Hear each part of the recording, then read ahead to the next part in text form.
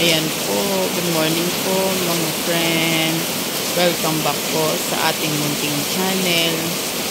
Ayan, ngayon po ay napakalakas po ng ulan dito sa amin. Dahil sa tag-ulan na nga po dito sa Pilipinas, ay heto na naman po. Halos araw-araw na lang po ay umuulan na naman at napakalakas po. May bagyo po yata. Kaso ang nakakatakot lang po kapag kayong ganyan po na malakas ang ulan at sunod-sunod ay minsan po yung yung pagbaha.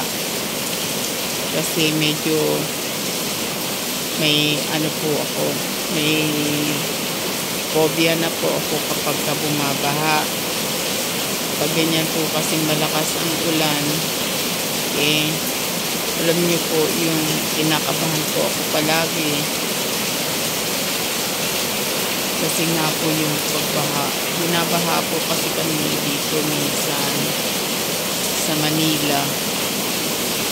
Ayan po. Lakas ng ulan po. Ayan. Sana naman po ay huwag naman pong magtuloy-tuloy ang ulan. Ayan, medyo po tumila-tila na po siya. Minsan po kasi itila, tapos mamaya-maya buhos na naman yung malakas na ulan.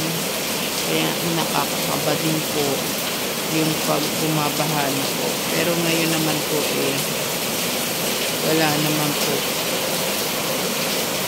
Wala pa pong sinyalis ng pagbaha.